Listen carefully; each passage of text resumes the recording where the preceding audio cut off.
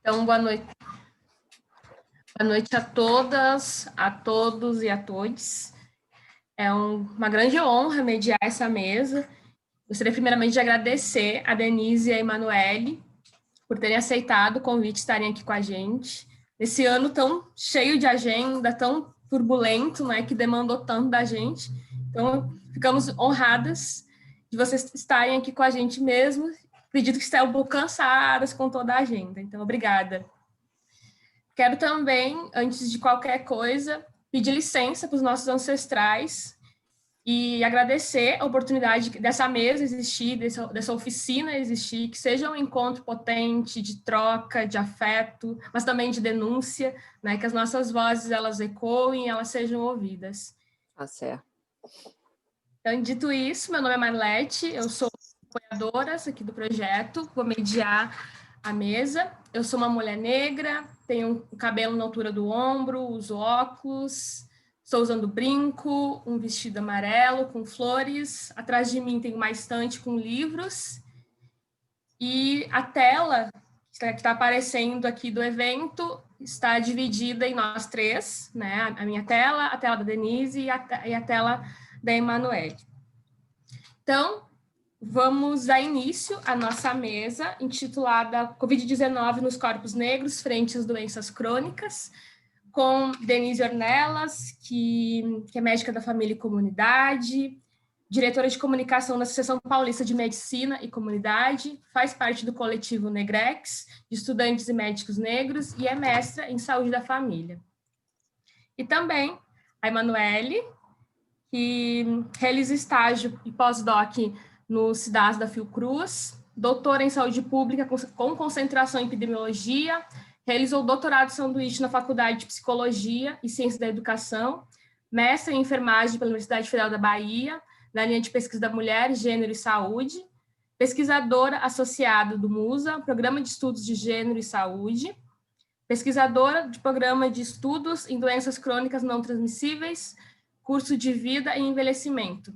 Então, gurias, sejam bem-vindas. É um enorme prazer ter vocês aqui, como eu já disse. Obrigada a todo mundo também que está aqui, se oportunizando a trocar com a gente, a aprender, a ensinar. E é isso. A gente começa com a Denise. Vão ser de 30 a 40 minutos. A Emanuele segue, depois a gente abre para perguntas. Obrigada. Olá, boa noite a todos, todas e todes. Um prazer enorme estar aqui com vocês, né? Acho que agradecer o convite para estar nesse seminário, nessa oficina nacional, né, sobre a saúde da população negra, e aí com esse foco no que aconteceu durante esse ano, né, o fundamental aí que foi a questão da Covid, da pandemia que a gente está vivendo. Agradecer a oportunidade de estar com vocês, também estar com a Emanuele. Emanuele é uma grande inspiração para mim, né? Venho indo atrás dos passos, né, principalmente desses pesquisadores que desbravaram a saúde da população negra no Brasil. Não sei se a Elaine está aqui com a gente também, Elaine, né, de Porto Alegre, também sempre uma inspiração. Então, são mulheres que eu admiro muito, que eu fico muito contente de poder estar caminhando junto, né? E hoje vou começar fazendo a nossa mesa aqui, tentando dar uma contextualizada geral no que vem sendo discutido sobre saúde da população negra, doenças crônicas e Covid, como é que essa afetação tem interagido com os nossos corpos, né? E depois passo a bola aí para a Manu, a gente trocou umas figurinhas aqui antes, que vai aprofundar com vocês muitos aspectos aí até da epidemiologia, porque eu não sou especialista em epidemiologia, eu sou muito mais da clínica, né? Eu estou na linha de frente aí, esse ano não tanto quanto eu gostaria, porque estive grávida a maior parte da pandemia, depois tive puérpera esses últimos 3 meses, eu tenho um bebezinho, né, que acabou de nascer em setembro, então não pude estar atuando, mas na telemedicina, na parte de comunicação social, na parte de orientação à distância, na parte toda de comunicação mesmo, eu fiquei bastante envolvida e engajada, né, em tentar levar a informação de qualidade, levar as possibilidades que a gente tem de se defender, de cuidar dos nossos dentro desse processo da pandemia, que é o que, infelizmente, nos coube fazer, né? É muito pouco, eu acho, né? O processo de mobilização política, infelizmente, já deixando aqui uma crítica, né, construtiva ao nosso processo. Ele foi muito mais lento do que a gente gostaria, a gente não teve na rua, a gente não conseguiu fazer mobilizações intensas, mas o que a gente pôde fazer nesse âmbito, né, da comunicação, da informação, acho que a gente conseguiu fazer. Espero que em 2021 a gente encontre forças aí também para fazer essa mobilização mais política, né, para além das batalhas judiciais que a gente travou, para além das batalhas midiáticas que a gente fez. Acho que a gente vai ter esse papel importante também. Espero poder me juntar aí, né, como um corpo dentro desse processo, podendo estar nas ruas. Vou compartilhar minha tela aqui, então. Deixa eu achar aqui.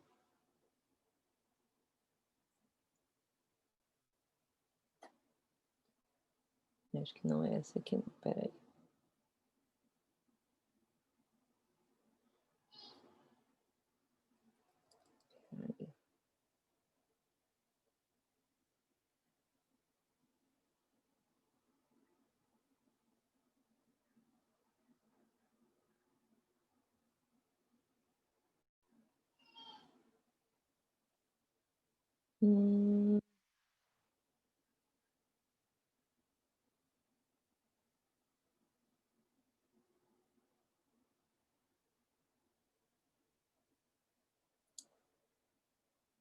Não sei, não estou conseguindo aqui. A gente podia ter testado. O Guilherme bem que me avisou para a gente fazer isso, né, Guilherme?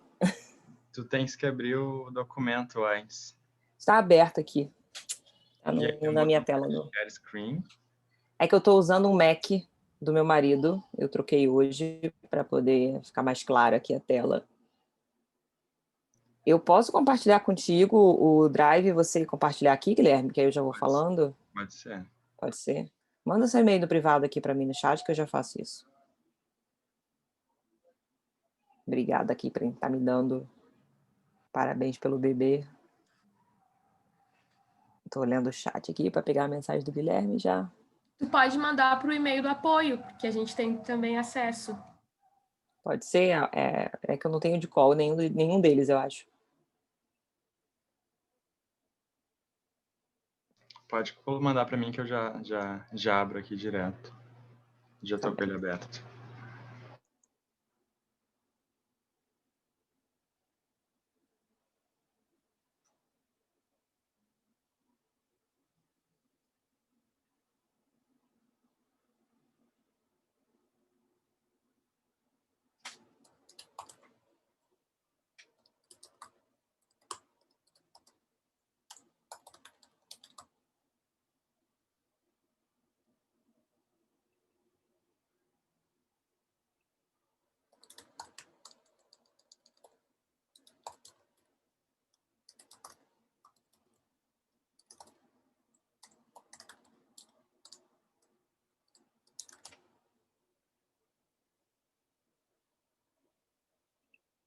Chegou aí, Guilherme?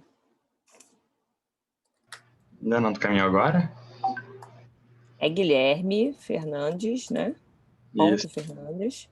Leme, não é isso? Isso, Lemos. Lemos. Eu botei Lemes. Pronto, já foi.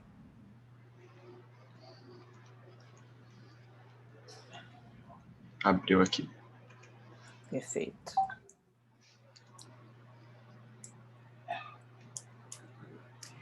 Bom, então, gente, eu deixei também com a comissão organizadora 3 links de artigos aí que vocês podem acessar depois, quem tiver interesse em ampliar a leitura.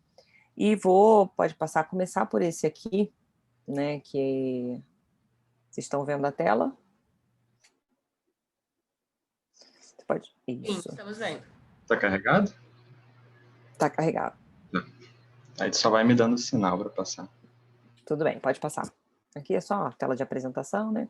Vou começar por esse aqui, que foi, eu acho que talvez o artigo, do ponto de vista clínico, tá? Mais relevante desse ano em relação a essas questões de etnicidade, porque foi um artigo que conseguiu fazer uma revisão sistemática abrangente de mais de 650 artigos na literatura publicados entre março e julho, que traziam, né, dados específicos sobre a etnicidade das pessoas, tanto que tinham diagnóstico da Covid, quanto pessoas que tinham morrido, né, sendo atingidas pela Covid-19. E esse artigo, se antes, né, se já em março, abril, maio, como vocês vão ver na apresentação, a gente já vinha falando, já vinha colocando que claramente a Covid ela ia afetar mais a população negra, principalmente aí, não só no Brasil, mas no resto dos países do mundo, que tem outros contingentes importantes de imigrantes, de refugiados, de pessoas, no caso dos Estados Unidos, por exemplo, indianos, asiáticos, latinos, no caso da Inglaterra também, né, tendo essas variantes, né, de populações que são historicamente vulnerabilizadas, historicamente têm menor acesso à saúde.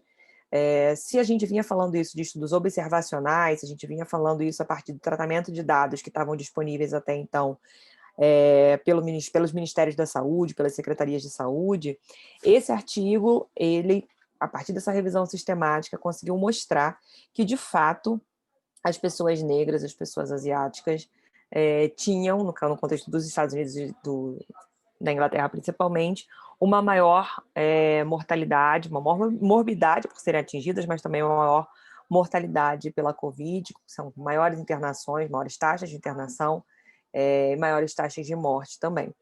E aí, a partir desse artigo de pesquisa, né, que conseguiu mostrar claramente que isso estava se dando no mundo inteiro, nem a Organização Mundial de Saúde, nem nenhum outro órgão conseguiu fugir desta realidade, né? E junto a isso, eu acho que a gente teve esse ano também um impacto muito grande, né, dos movimentos negros, principalmente nos Estados Unidos, em relação ao Black Lives Matter, né, mostrando que era importante falar disso, e hoje a gente tem aí na pauta do dia sempre uma pontinha falando sobre a população negra, falando sobre racismo, falando de alguma forma, abordando, né, a importância do componente racial, não como um recorte, como muitas vezes a gente ouve as pessoas falando, faz um recorte, pega só a parcela da população negra e olha para essa parcela. E não, na verdade, ficou cada vez mais claro que o que a gente precisava fazer era fazer as comparações entre esses grupos, entre esses segmentos de vulnerabilidade, entender os porquês disso está acontecendo,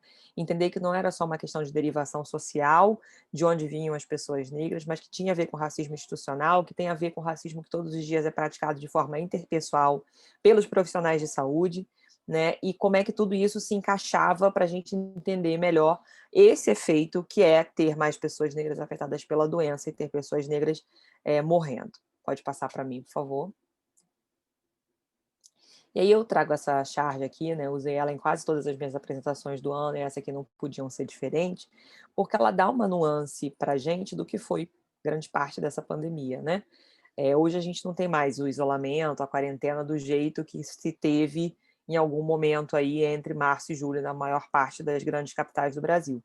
Mas houve um momento inicial da pandemia, pensando na primeira onda, pensando na chegada do vírus no Brasil, principalmente nas grandes capitais, São Paulo, Rio de Janeiro, logo depois Distrito Federal, Salvador, Rio Grande do Sul ali em Porto Alegre, Florianópolis na sequência, Curitiba e as capitais do Norte e Nordeste já menores, né, não tão grandes assim quanto Salvador, mas e Fortaleza também foi uma cidade que foi afetada logo de cara, as cidades que também tinham uma relação de turismo importante, então a gente tem a Zona Franca de Manaus, né, que ninguém pensou, imaginava inicialmente que ia ser um grande foco, Manaus foi, Belém, São Luís do Maranhão, e essa cena aqui, ela representa o que a gente acabou vivenciando em uma parte importante do ano, né, que era quem podia fazer isolamento, estava lá na sua casa, vendo live, né, as crianças com televisão, com internet, tocando violino, as famílias interagindo nas suas sacadas, né, a mãe ali, tem uma foto de uma mãe já no andar mais baixo, que é isso, né, com um monte de crianças chorando, tendo que fazer comida, tendo que, né, cuidar das crianças sozinha, porque provavelmente esse homem que deveria também estar assumindo essa função paterna não estava nesse contexto, uma vovozinha isolada ali, mas com o telefone do lado, né, para a gente ver que existiam meios de comunicação, ferramentas. Embaixo, a gente tem ali tanto gente morrendo na rua, né, o serviço funerário pegando as pessoas, os entregadores, as pessoas que estão ali fazendo o serviço de limpeza, representando aí, de certa forma, as pessoas que estavam nos serviços ditos essenciais, né? Então, a segurança pública, a saúde, foram os serviços que a gente olhou como essenciais, Mas, mais uma vez, a parte invisibilizada foi justamente essa parte que fica nos almoxarifados, que fica no cuidado geral da população, porque para um posto de polícia funcionar, você precisa ter faxina, você precisa ter manutenção, para um hospital funcionar, você precisa ter os funcionários da administração, você precisa também ter os funcionários que preparam o alimento para os pacientes que estão internados, que preparam toda, né, a logística de funcionamento de um grande hospital, mas que fica oculto, né? Então aparece a enfermagem, aparece os médicos, aparece com menos frequência, mas chega até a aparecer, né?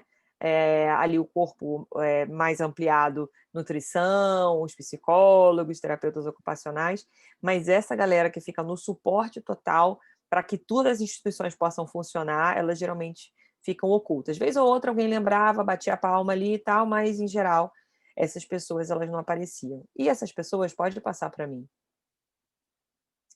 Pode passar?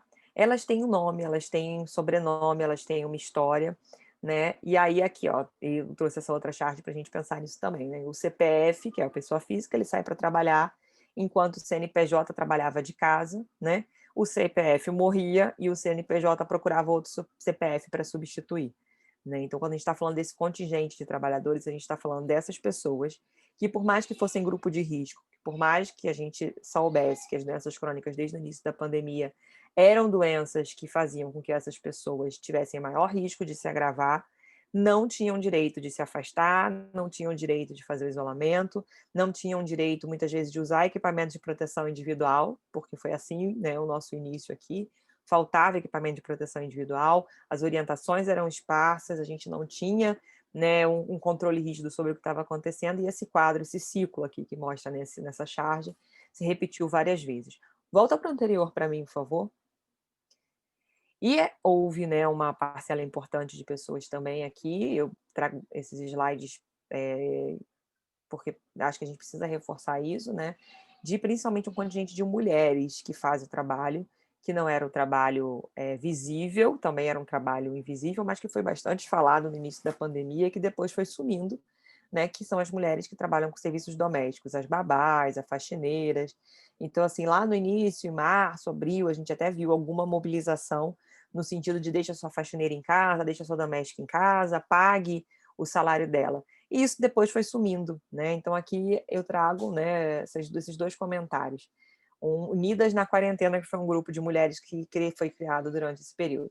Ai, meninas, hoje eu tô arrasada. Fiz por 36 dias isolamento bonitinho. Mas a família da minha empregada não respeitou o isolamento e hoje veio a confirmação que a mãe dela está com Covid-19. Ou seja, ela também está e a minha família e eu provavelmente também estamos. Meu marido está enlouquecido. Nós sacrificamos tanto para respeitar e nos cuidar e agora estamos em isolamento absoluto pelos próximos 14 dias.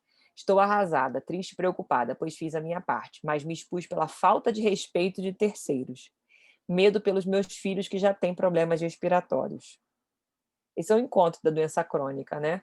Do privilegiado, que estava em casa, com uma doença crônica que está oculta, porque todos nós, né, que estamos na linha de frente, aí, enfermeiros, médicos, profissionais de saúde da atenção primária como um todo, sabemos que a maior parte dessas mulheres que são empregadas domésticas, que são babás, são mulheres que se alimentam mal, são mulheres que têm um nível de vida altamente estressante, são mulheres que têm muita chance de ter hipertensão, de ter diabetes, de ter doenças crônicas não transmissíveis, como obesidade.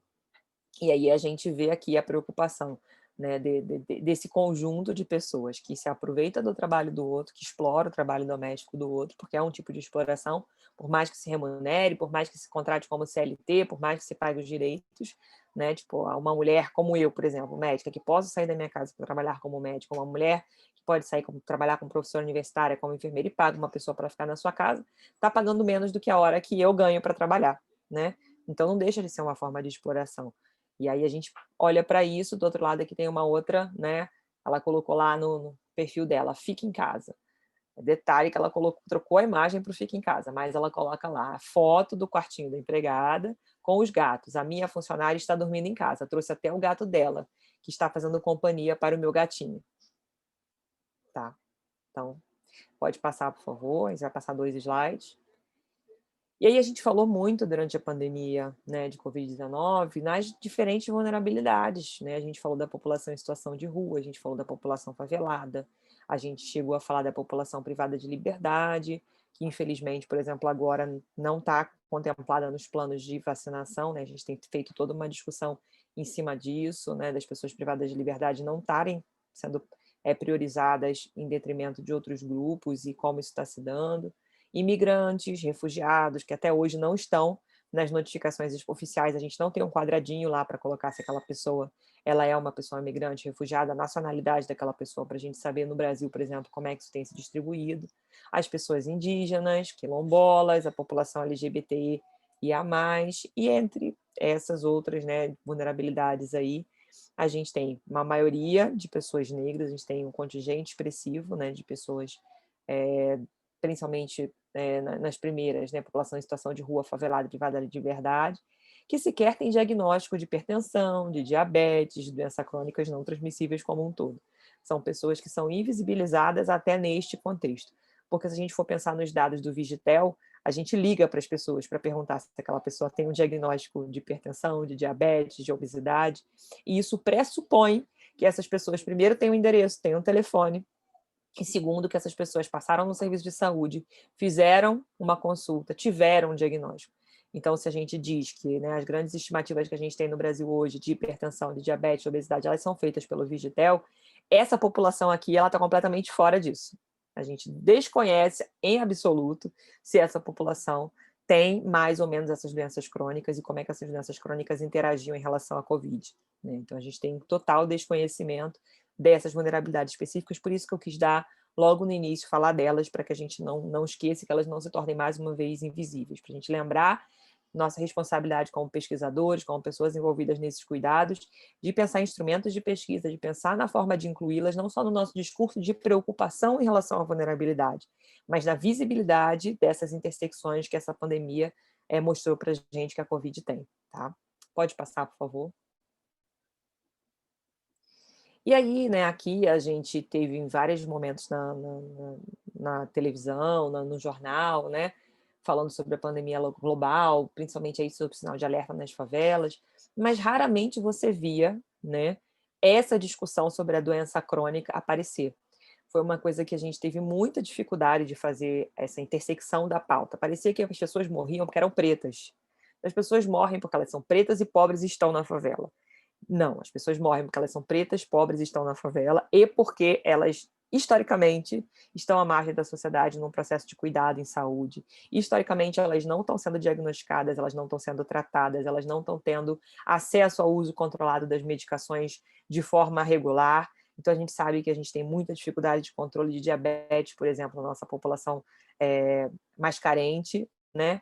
A gente teve aí vários desmontes de políticas públicas, a gente teve desmonte de farmácia popular, a gente teve desmonte de acesso a medicações como insulina, a gente tem várias denúncias de vários lugares do Brasil falando que estão sem glicosímetro, sem fita para fazer, né, o controle do diabetes, sem conseguir fazer exame, sem fazer esse processo de cuidado. Então, não adiantava só a gente tentar falar sobre esse abismo social que deixava mais mortos na periferia.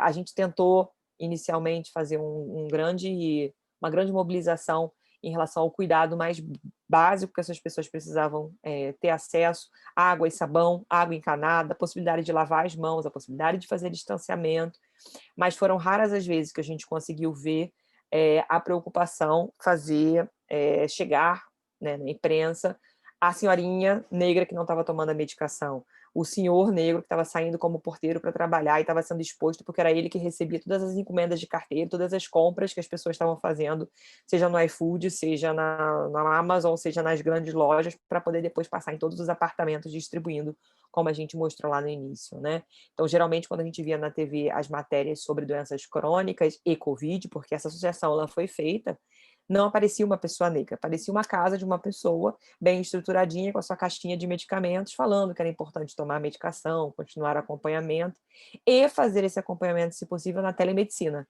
que novamente pressupunha o uso de um celular, pressupunha uma internet de banda larga, pressupunha a possibilidade de acesso dessas pessoas a instrumentos, né, de comunicação, que a gente sabe que grande parte dessas pessoas que estão nessa situação aqui não poderiam ter, né?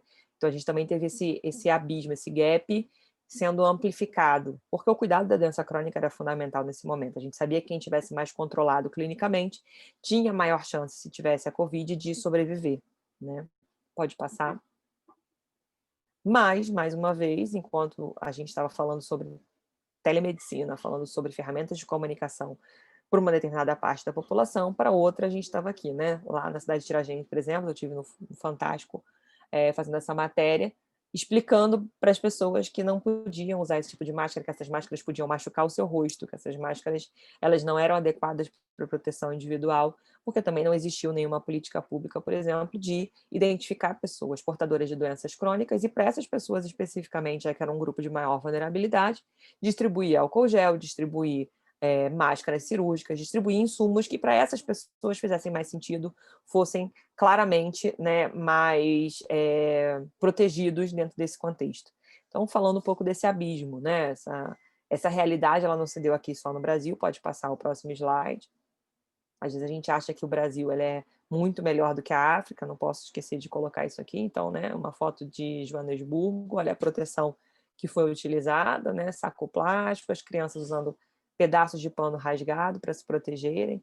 Então, globalmente, né, a gente pode falar sobre isso também. Parece que essas pessoas aqui, elas estão lá do outro lado do oceano e não tem nada a ver com a nossa realidade, né? Mas como o Haiti também é aqui, né? Essa realidade de Joanesburgo, a realidade das grandes favelas do continente africano também se davam no Brasil. Pode passar.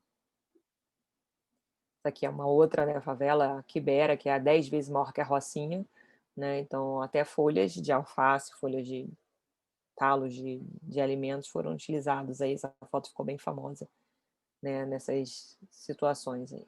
Pode passar.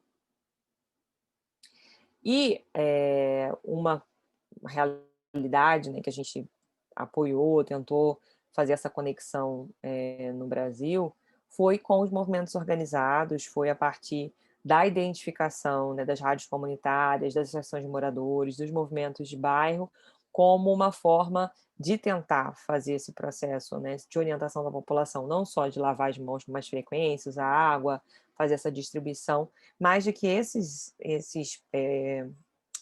dispositivos que, né, existem na comunidade também ajudassem a fazer distribuição de medicação, né, identificar os idosos que estavam sem medicação. A gente tinha muitas agentes comunitárias de saúde também hipertensas, diabéticas, que foram afastadas nesse período da pandemia por conta do maior risco, da maior vulnerabilidade que essas mulheres, principalmente, né, o grande contingente de acesso que a gente tem no Brasil são mulheres, tinham para fazer isso. Então, a gente teve, nesse momento da pandemia, uma diminuição do número das pessoas que faz esse trabalho no seu cotidiano, no seu dia a dia, de identificação, né, de pacientes que estão já sem usar a medicação, que estão sem fazer acompanhamento.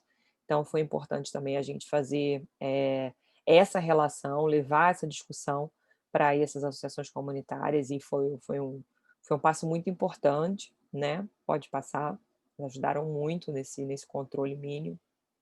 Aqui tem um slide mostrando, né, que eu lembro exatamente desse dia, em abril, 18 de abril, quando começou a se falar dos Estados Unidos, né, principalmente em Nova York, quando explodiram os casos lá, de que eram realmente as pessoas afro-americanas, as pessoas negras dos Estados Unidos e os hispânicos e latinos que estavam sendo mais atingidos pela Covid, estavam sendo mais hospitalizados e tinham maiores taxas de morte, né? E, pode passar, nesse mesmo momento a gente teve, né, um dos do alto escalão lá do Trump, esse sujeito aqui, que é o Adams, que era da Marinha Norte-Americana, falando, né, sobre por que o racismo o racismo não, por que a Covid era mais letal entre os americanos negros, e esse artigo aqui ele destrincha um pouco falando sobre isso, porque, em geral, o que se fez, tanto lá quanto depois aqui em algum momento, foi culpabilizar essas vítimas. Ele está ali com uma bombinha de asma, falando que as pessoas não usavam a bombinha de asma, né, que o grande culpa, a responsabilidade das pessoas negras terem maior índice de morte é porque elas tinham, na verdade, um descompromisso com a sua saúde, né, colocando de alguma forma que esse padrão de culpar as vítimas, e aí principalmente da obesidade, né, a gente tem visto essa naturalização das mortes das pessoas obesas como uma coisa muito, né, tipo, não se cuidava, comia de qualquer jeito, como se fosse uma escolha, como se não tivesse a ver com uma relação nutricional estabelecida com a pobreza, em relação a não ter a possibilidade de financeiramente fazer escolhas mais saudáveis, a conseguir, de fato, ter um aporte maior de acesso a proteínas de qualidade, ao invés das proteínas de baixa qualidade, né, o consumo excessivo de sódio, consumo excessivo de açúcar, de alimentos industrializados, processados, quando a gente no Brasil, né, tem uma salsicha sendo mais barato do que, às vezes, um pé de alface, que quando vem naqueles mercados super higienizados, né, com as folhas já soltas, preparadas. Então a gente tem no Brasil uma elitização, inclusive, desses hábitos alimentares. E aí a culpabilização das vítimas quando iam também para a feira, né, tipo, não se aglomerando, olha que coisa absurda, né, então a culpabilização dessas pessoas também no processo de cuidado que elas tentavam fazer era muito intenso. Então, eu gosto de trazer isso aqui para mostrar que isso não foi um processo só no Brasil, isso é um processo global, né, de culpabilização, e aí a tentativa que a gente teve foi de, né, realmente mostrar como esse racismo que estruturou a nossa sociedade cria essas disparidades em saúde, esses hábitos, né, de forma geral, e que banalizar essas desigualdades só como se fosse um comportamento individual não iam resolver, né? Então, muitas vezes a gente, durante a pandemia, não viu, na verdade, um esforço, né, de se trabalhar no sistema de saúde esses dados. Então, os protocolos do Ministério da Saúde em nenhum momento citavam a importância da alimentação, não citavam a importância de se manter o uso de medicações regulares como uma questão, né? E banalizava, culpabilizava. Se o cara não está indo fazer exame, se o cara não está indo se cuidar, é problema dele, foi ele que está... A gente está avisando que quem não está bem vai se ferrar, né? Então, a gente teve também um problema aí em relação a isso. Pode passar. Nos Estados Unidos isso aconteceu, aqui no Brasil nem isso, né? Mas lá a gente teve 10 vezes mais negros presos por violar o distanciamento. Aqui nem distanciamento foi feito, então era quase que tipo incentivado que as pessoas negras fossem para a rua mesmo para continuar trabalhando e continuar fazendo, girando esse ciclo de minimamente o comércio poder ter seu dinheiro, né? De poder conseguir vendendo, fazer os deliveries, fazer as entregas. Pode passar. E aqui em São Paulo, a gente ficou muito claro, né, desde o início, que os pretos, principalmente, dentro do grupo de pessoas negras, pardos e pretos, quando a gente separava e fazia essa desagregação, principalmente as pessoas pretas, elas tinham maior chance de morrer por Covid em São Paulo do que as pessoas brancas, isso ajustando essas taxas de mortalidade, não só por raça, cor, mas por idade também, né? Porque no caso da população negra, a gente tem um menor número de idosos do que na população branca, então o que a gente esperava, inclusive, era que as pessoas brancas morressem mais nesse sentido, já que elas têm uma expectativa de vida maior e que elas têm um número maior de pessoas idosas, né, no número proporcional. E quando a gente olhava, mesmo ajustando esses dados por idade, por sexo, enfim, claramente as pessoas pretas elas morriam mais, elas tinham maior chance, né? A taxa de mortalidade era maior do que, inclusive, as pessoas pardas e do que as pessoas amarelas e brancas, dentro desse contexto aqui de São Paulo. Pode passar. E aí esse artigo, que já é mais recente, ele é de julho, ele fala sobre o racismo, né, sistêmico, o racismo que a gente está abordando aí nessa estrutura da sociedade, as iniquidades crônicas em saúde, porque elas não surgiram com a pandemia, elas não vêm agora porque a pandemia não deixou as pessoas irem ao posto de saúde pegar seus remédios ou fazerem seus tratamentos. Na verdade, a gente já tem um menor acesso dessas pessoas cronicamente, né? E aí, esse conceito que a Manoel vai abordar um pouco mais com vocês sobre a sindemia, né? A sindemia, o conceito de sindemia, ela surge na década de 90, no começo da década de 90, para tentar explicar, durante a pandemia de HIV, uma associação que existia, né, entre o uso de heroína, o uso de algumas drogas, com doenças cardíacas, especialmente relacionadas aí a esse contexto do uso de drogas, então endocardite, pericardite e HIV. Então, a ideia inicial desses antropólogos e pesquisadores que trabalharam esse conceito era mostrar que uma doença sozinha, ela se comporta diferente quando ela está acompanhada de outras doenças e comorbidades e dentro de um contexto social e cultural. E, né, tem se visto, né, mais recentemente essa discussão da pandemia da Covid ser ampliado para um olhar de sindemia, porque quando você analisa esses dados em relação às diferenças de desigualdade, fica muito claro que quanto mais pobre, quanto mais excluído da sociedade, quanto mais à margem do sistema de saúde e portador de doenças crônicas que são iniquidades herdadas não só por comportamento, mas também por um contexto de vida, por um contexto de estrutura que te faz ter mais chance de ter essas doenças, né? Principalmente aí diabetes, obesidade, te levar a ter um resultado, um desfecho pior. Pode passar. Então, esse slide aqui ele mostra, né? Dentro desses contextos do racismo sistêmico, tanto a parte de segregação racial, quanto a baixa escolaridade das pessoas negras, a concentração de pobreza, as diferenças intergeracionais aí de nutrição, de cuidado, o encarceramento em massa, né, a rede fraca uma rede social fraca de apoio, assim como os fatores ambientais, a densidade populacional, né, a qualidade das habitações, a questão da segurança em relação à água, a segurança alimentar, a qualidade do ar, os estressores sociais, a violência policial, o cuidado em saúde, todos eles tomando diferentes caminhos, né, tanto em relação a afastar as pessoas, né, do processo de tratamento, mas também do processo de screening, do processo de descobrir quem está doente e poder fazer esse afastamento precocemente, o acesso aos testes, né, os mecanismos fisiológicos completamente desregulados, a saúde mental, há um processo sistêmico inflamatório que essas pessoas que têm as doenças crônicas acabam tendo geneticamente, imunologicamente, há um status nutricional piorado pela pandemia, há uma exposição a uma carga viral muito mais alta do que a maior parte das pessoas que saem um pouquinho e volta para casa protegido, com máscaras de boa qualidade, né, com máscaras N95, com os equipamentos de proteção individual que deveriam estar para uso hospitalar, mas que as pessoas que têm dinheiro compram e às vezes se protegem duplo, até triplamente, porque usa máscara cirúrgica, usa face shield, usa o álcool gel, usa tudo que pode mais um pouquinho, né? Além dos processos de distanciamento social, tudo isso somado, tanto a diabetes e a hipertensão, levando a um agravamento, né, dessa interação desses fatores com a Covid-19. Pode passar. Recomendo muito a leitura desse artigo para quem se interessar pelo assunto. Esse aqui é um outro artigo do New England Journal, né, um comentário também falando sobre essas iniquidades, principalmente no aspecto nutricional e na obesidade, né, mostrando como a severidade, o agravamento dos casos da Covid se dá por essas interações e todos esses determinados sociais de saúde que a gente já conhecia. Então, não existe um modelo único de tentar falar aqui para vocês que a hipertensão e diabetes separadamente e a obesidade separadamente vão causar maior, né, possibilidade de mortalidade maior, não é por conta só de ter a doença, eu queria deixar bem isso reforçado, por isso trouxe essas referências internacionais para mostrar que isso não é um processo observacional brasileiro, né? Pode passar. Aqui a gente tem uma reportagem mostrando, né, tem um estudo da USP de Ribeirão Preto, como esses testes, acesso aos testes, no início, ele causou essa desigualdade, né, nos acessos e na possibilidade de fazer o distanciamento social durante a primeira fase da Covid, da pandemia, pode passar. Mostrando, lembrando, né, sobre a distribuição de leitos, um outro fator sistêmico também está aí.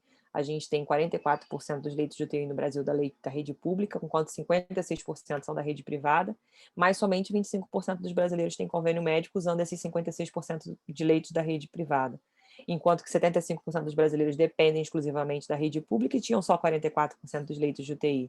E desses, 68% sendo negros. Então, assim, por mais que a doença crônica ela tenha uma explicação nesse modelo, né, olhar para isso aqui, quem é que ia estar usando esses leitos, quem é que ia ter acesso ao melhor processo de cuidado possível nesses momentos, né? Quem ia ter acesso ao melhor antibiótico, à tomografia rapidamente, ao material para poder fazer uma intubação com qualidade. Muita gente morreu durante a pandemia, não sei se vocês sabem disso, por conta de erros no processo de intubação, não ter laringoscopia, né, não conseguir fazer a laringoscopia por endoscopia, não ter a possibilidade de ter acesso a melhores respiradores, a toda uma tecnologia que acabou sendo desenvolvida para cuidar melhor, e isso ficou na rede privada ou em núcleos de excelência. A gente, por exemplo, aqui em São Paulo, via muita diferença entre o tratamento que era feito na UTI do HC e os índices de mortalidade das outras UTIs de hospitais universitários, ainda que periféricos aqui da cidade, né? Pode passar. Aqui eu já mostrei esse slide, estava duplicado, desculpem, pode passar de novo para mim. Aqui é só uma comparação, né, entre dois bairros, eu estou usando o exemplo aqui de São Paulo, mas com certeza em Porto Alegre, em Salvador, em todo o Brasil a gente vai ter essas diferenças, né, mostrando a Brasilândia, que tem 50% de moradores negros, total de mortes, 103, isso no mês de abril. Moema tinha 5,8% de pessoas negras, 26 mortes. E aí a diferença entre mortes a cada 100 mil habitantes nesses lugares, mostrando inclusive a diferença, né, do IDH. Pode passar. Aqui mais um dado, mostrando também, né, a diferença de número de casos confirmados e a morte.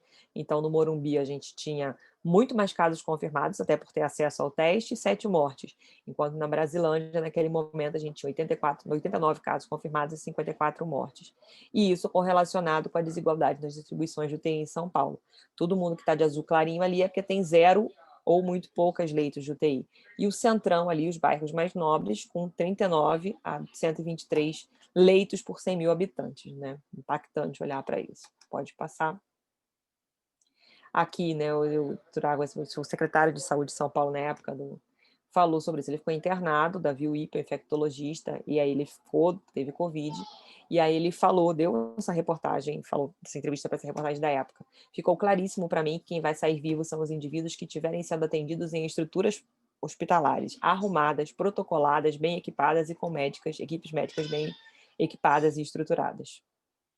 Zero vergonha de falar sobre isso, né? E de ser o responsável pela não estruturação desse processo no Sistema Único de Saúde. Pode passar. Aí aqui mais 2 matérias, né? Uma de outubro, falando, quando a gente já teve mais dados aí acumulados, gestantes e puérperas negras estão morrendo mais de Covid-19 no Brasil. Então, mostrando mais uma vez que o grande risco não é a gravidez, não é necessariamente o 3º trimestre, mas é a associação disso com não acesso pré-natal de qualidade, é a associação disso com a impossibilidade de fazer desde o início da gravidez profilaxia com AS, com cálcio. Então, essa associação da Covid com os quadros que a gente já tem de mortalidade absurda entre essas mulheres por eclâmpsia, por pré-eclâmpsia, por diabetes gestacional, que sequer chega a ser diagnosticada, porque ficaram muito tempo, muitas vezes até sem fazer o pré-natal, sem fazer teste, sem fazer os exames necessários. E aqui o que eu falei para vocês, né, lá um hospital da periferia de São Paulo, da Zona Leste, então em ala de coronavírus na periferia de São Paulo, 90% morrem. Quem será que estava morrendo? Pode passar.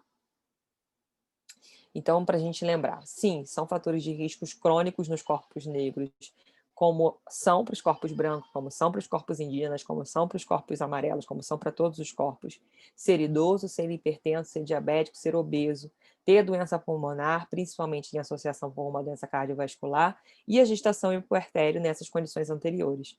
Mas isso, com os fatores de risco sociais somados, a falta de acesso a serviços de saúde, o tratamento irregular da medicação, a impossibilidade de isolamento, de quarentena e de isolamento, é que de fato fazem com que a Covid ela seja muito mais agressiva, ela seja muito mais difícil ser controlada, difícil ser tratada nessas pessoas. Não é nada genético nosso, não é um problema genético dos negros serem mais suscetíveis a terem doenças crônicas ou terem a própria Covid. É essa interação, né, que está estruturando aí, inclusive, esse olhar, né, da sociedade para os nossos corpos, né, na forma de se comunicar, na forma de dizer como é que a gente tem que se prevenir, que a gente tem que se cuidar. Então, esse discurso precisa que a gente retome, né? Pode passar?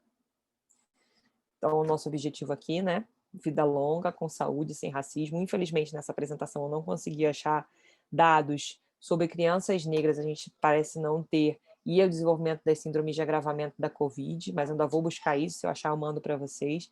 Foi uma coisa aí que a gente agora tem em São Paulo 109 casos confirmados das crianças com uma síndrome inflamatória grave que pode acontecer entre a Covid, e eu não achei um artigo sequer que falasse da cor e raça dessas crianças, mas vou continuar procurando, né, porque eu acho que é relevante, quero saber também como é que isso se processa, né, quero saber também se as crianças negras estão tendo a oportunidade de ter esse diagnóstico, porque muitas vezes essas crianças elas estão lá no ASTA, elas estão no CIRI, estão nos melhores hospitais, por isso se faz um diagnóstico, por isso se descobre, né, então quero descobrir, fazer isso também, né, e é isso, gente, passando aqui no último slide. Quem quiser aí me seguir no Instagram, esse é meu @. Estou fazendo hoje uma orientação específica nos meus stories sobre a questão das festas de final de ano. Não tem jeito, a gente tem que dialogar com isso, a gente vai ter que falar com as pessoas sobre redução de danos. Não adianta ficar falando e fantasiando que ninguém vai se encontrar, porque vão. Então, estou fazendo uma ação lá para ver se a gente chega com informação de qualidade para mais gente. E aqui é meu e-mail também, se alguém precisar falar comigo, quiser tirar alguma dúvida, estou à disposição. Agora, a bola é sua, Manu. Me corrija aí no que eu tiver falado besteira. para eu aprender com você. Vou fechar minha tela um pouquinho para amamentar o Luiz, tá bom? Que ele está chorando aqui fora. Mas estou aqui. Então, nossa, eu poderia ficar assistindo só, porque a Denise trouxe tudo, né? Eu não precisaria falar nada, assim, eu não vou chover no molhado. Até porque a gente vem dialogando, né, no mesmo campo, porque, de qualquer forma, a discussão da saúde da população negra tem várias pessoas discutindo, né? Mas, em particular, Denise, Denise, a gente está no mesmo campo de discussão, no mesmo campo de pensamento e construindo isso desde quando se iniciou a pandemia. Então, a gente terminou aí sem conversar e os pontos que eu pensei em tratar, ela fez, claro, de forma muito mais aprofundada, porque eu nem tenho jeito de apresentação para vocês, porque o cansaço não permitiu. Meu compromisso com vocês, na minha ideia inicial, era trazer os dados da Pesquisa Nacional de Saúde, que mês passado, ou foi início desse mês, não, foi mês passado mesmo, em novembro, porque a Pesquisa Nacional de Saúde vai liberando os módulos da pesquisa, e aí o módulo de doença crônica saiu agora em novembro, e aí até fui entrevistada para falar um pouco desse módulo, e eu queria trazer os dados desse módulo, né, que tem no IBGE, se vocês entram, Pesquisa Nacional de Saúde 2019, e baixam as tabelas estão separadas por raça-cor. Então, dá para a gente fazer uma discussão e pensar sobre as questões relacionadas às doenças crônicas. Deixa eu me apresentar, né? Eu terminei correndo porque Denise me deixou nervosa. Estou brincando. Eu sou Emanuele Góes, eu estou... como é que eu estou, né? Eu uso óculos, estou com o cabelo preso de lado, né? Um puffzinho de lado, né? Estou vestida com... É um vestido azul marinho, mas tem detalhes em amarelo. Estou com um brinco amarelo de coruja, porque eu adoro coruja. E estou com um colar colorido que as cores mais se destacam são amarela e vermelha. No meu escritório, ao meu fundo, tem uma estante de livros e uma bandeirinha do direito ao aborto, né? A Argentina está nessa luta, que vamos lá conseguir a legalização do aborto, e uma bandeirinha verde, né, da campanha da legalização do aborto, né? Então, gente, eu vou falar com vocês um pouco, a partir, inclusive, da fala da Denise, pensando essa discussão de doenças crônicas, né? Doenças crônicas não transmissíveis, né? As doenças crônicas vista como uma questão de saúde pública, uma questão de saúde global, né? A ODS, né? O objetivo, na verdade, o Objetivo de Desenvolvimento Sustentável tem as doenças crônicas como um ponto a ser superado, um ponto a ser equilibrado, né? Considerado uma epidemia, né? Entre os conjuntos das doenças crônicas, algumas delas, né, são consideradas epidemias, e isso só faz agravar o cenário quando a gente pensa a Covid, né, a Covid-19. A América Latina é uma das regiões onde a doença crônica ela tem uma taxa mais elevada, né, e por conta, né, de que Denise já trouxe, a preocupação de pessoas que já vivem em contexto de desvantagem social, se acumula com doenças crônicas, e aí com a pandemia, com a Covid, isso traz um cenário mais desfavorável, mais negativo para essas pessoas. Pensando em doenças crônicas que têm levado mortes precoces, né? Então também é um campo de se pensar sobre as mortes precoces causadas por doenças crônicas não transmissíveis, e aí eu posso elencar algumas, né? Obesidade, doenças cardiovasculares, diabetes, câncer, né? Que são doenças onde há uma dedicação para se pensar como superar. São doenças que têm campos, são vistas como doenças que têm fatores modificáveis, então, se você tem uma qualidade de vida, se você tem um acesso ao serviço de saúde, né, desde o início, de forma da atenção básica, de forma preventiva, né? Se você tem o trabalho não for precário, um trabalho de qualidade, né? Tudo isso vai levar a um desfecho mais favorável em relação às doenças crônicas, né?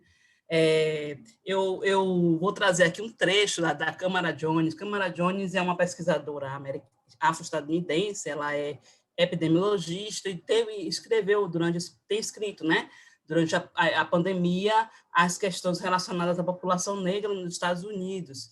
E quando ela vai falar dessa questão da doença crônica e tratar, né, por que os negros morrem mais, têm morrido mais pela Covid, ela vai trazer uma questão bem interessante, que ela vai associar esses lugares que nós, negras e negros, vivemos, né? Vivemos em locais onde não há serviços. Então, ela fala assim, os afro-estadunidenses vivem em lugares menos saudáveis, sem as opções de alimentos de que precisamos, sem mercearia, os chamados desertos de comidas alimentares, e o que algumas pessoas descrevem como pântanos de fast food. O ar mais poluído, nenhum lugar para se exercitar com segurança, lixões tóxicos, consequentemente, tem mais doenças por essas causas. Este é o lugar do fardo do racismo nos corpos negros. Então, é isso, né? Esses corpos negros estão segregados nesses lugares onde só há ausência, né, de melhor qualidade de vida, ausência em todos os sentidos, e há a presença de violação, a presença de lixões tóxicos, né, a presença do que prejudica, né, em excesso, a presença excessiva do que prejudica a saúde da população negra. Então, ela vai tratar essa discussão da segregação residencial racial, falando do deserto alimentar, né, que pouca gente fala sobre isso, dos desertos alimentares, onde esses espaços não fornecem serviços de qualidade para o consumo de um bom alimento. E a gente também fala dos desertos assistenciais, não desertos, a gente chama de vazios assistenciais, né, que é onde a população negra se localiza. Quando Denise mostrou aquela mapinha onde os serviços de UTI estão no centro e os negros, a população negra está na periferia, né? Então, essa periferia é a periferia dos vazios assistenciais, que são cheios de negras e negros e mulheres, e são vazios de serviços, sobretudo serviços de média e alta complexidade, que é o que demandou nesse contexto da pandemia. Então, a gente vai até encontrar serviços de atenção básica, né, de forma muito precária, inclusive, mas a gente não vai encontrar serviços de média e alta complexidade. Aqui em Salvador, os serviços de média e alta complexidade no centro, como em todos os lugares, em grande parte das capitais do país, e os serviços públicos e privados estão no mesmo lugar. Os hospitais, públicos, privados, universitários, estão no centro da cidade. A periferia onde eu nasci, até hoje não tem um hospital, né? Sempre são serviços de média e baixa, no máximo média complexidade. Então, são esses lugares que as pessoas negras vivem.